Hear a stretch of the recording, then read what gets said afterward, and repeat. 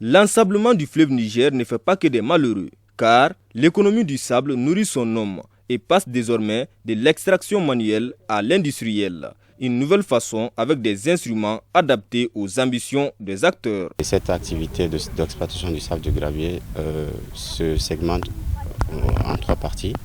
La première partie, c'est la production. La deuxième partie, nous faisons du transport de ces agrégats. Et le troisième segment, c'est la vente. On fait nous-mêmes la vente. On a une drague, une machine américaine qui produit le sable. La machine, en fait, elle a des dents dans l'eau. Et quand on la cale sur les tas de sable sous l'eau, et elle aspire à travers ces pompes. Et il y a une tuyau qui achemine le sable jusqu'à l'extérieur. Et de là, on prend le sable avec des pelles ou des chargeuses, mais d'une manière mécanique aussi. En premier lieu, on met d'abord la pompe en marche. Lorsqu'elle commence à aspirer de l'eau, on met les dents en marche en ces moments.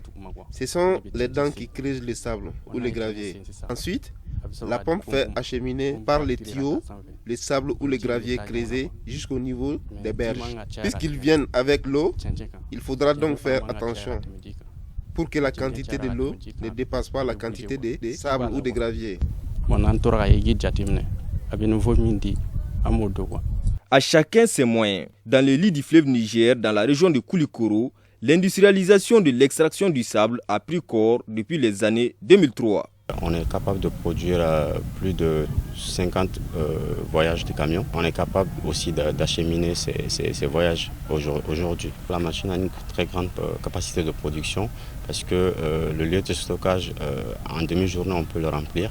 Donc, ce qui fait qu'il y a des journées où on s'arrête parce qu'on n'a pas assez de place pour augmenter la production. Étant donné que les réglementations nous interdisent d'utiliser tout le long du berge parce qu'il y a les autres qui produisent, donc on est obligé de s'en tenir aux places qu'on nous a fournies. Dans un pays en chantier, de telles initiatives viennent apporter un bonus aux efforts déjà en cours. Fini donc les inflations selon les saisons et les grands risques que courent les exploitants traditionnels du sable au fond des eaux.